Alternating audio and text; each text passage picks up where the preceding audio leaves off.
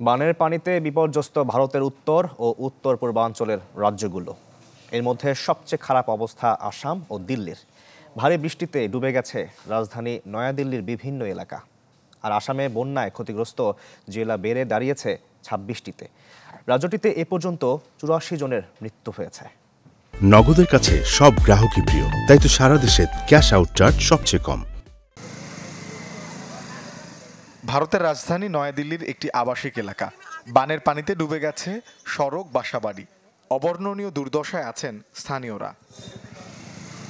টানা বৃষ্টি বাদলায় স্থানীয় মুনাক খালের বাঁধ ভেঙে পানি ঢুকেছে পাড়া মহল্লায়। যেদিকে চোখ যায় সবই তাই জলমগ্ন। আমরা জেনেছি বাঁধ ভেঙে খালের পানি চলে আসায় এই জলাবদ্ধতা। এত দ্রুত সবকিছু তলিয়েছে যে মানুষ তার প্রয়োজনীয় জিনিসপত্র নিয়ে যেতে পারেনি।